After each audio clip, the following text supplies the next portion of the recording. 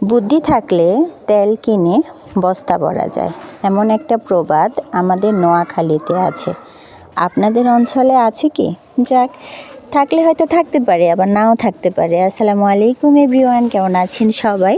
দৈনন্দিনের আজকের ছোট্ট একটি ব্লগে আপনাদের সবাইকে স্বাগতম। আমার নিনজা টেকনিকটি দেখেছেন? কেন করেছি এটা? আমার হাতের কাছে কোনো লোহার শলাকা বা কাঠি নেই, যার কারণে আমি একটি কাঁটা চামচকে এভাবে বাঁকিয়ে নিতে বাধ্য হয়েছি।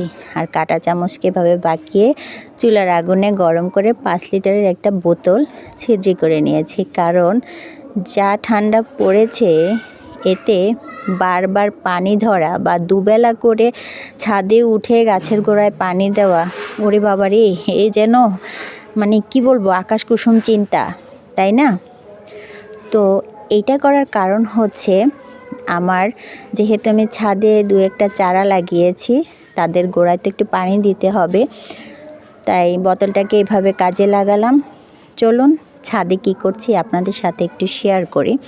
প্রথমে চলে গেলাম ছিদ্রি করা বোতলটি নিয়ে পানির ট্যাপের কাছে এবং বোতলটি ভরিয়ে নিলাম।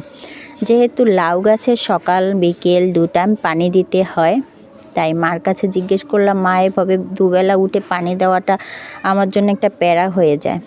মা বলল, তোমাকে একটা বুদ্ধি বলে দিচ্ছি, এমন এমন করে গাছের গোড়ায় বসিয়ে রাখো, 2-3 দিন পর পর পানিটা আবার ভরে দিবে, তোমার আর গাছের গোড়ায় বারবার উঠে পানি দিতে হবে না। ভাই, আমার মা আসলেই খুব বুদ্ধিমতী, মানে জিনিয়াস একটা মহিলা। যাই হোক, মার বুদ্ধিমতো আমিও নিনজা টেকনিকটি ব্যবহার করলাম। আর যেহেতু আমার কিছুদিন আগের একটা ব্লগে আমি বলেছিলাম আমার গাছ, মানে টমেটো গাছ এবং অন্যান্য কিছু গাছ আমি লাগিয়েছি, আমাদের এখানে লোক নিয়ে আমাকে কাজ করাতে হয়, মানে এইভাবে চাষবাস করা, এগুলো ক্ষেত খামারে যারা করে তাদেরকে নিয়ে করতে হয়। কিন্তু শখের বশে এবার গাছ লাগানোটাই হচ্ছে আমার প্রথম।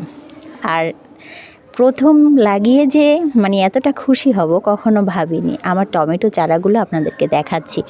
টমেটো চারাগুলোকে লাগিয়ে আমি ডিসেম্বর মাসে ঘুরতে গিয়েছিলাম সেন্ট মার্টিন এবং কক্সবাজার।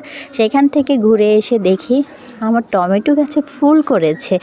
মানে ফলটা পাওয়া হচ্ছে পরের কথা, আমার লাগানো গাছে যে ফুল করেছে আমি এতেই সন্তুষ্ট।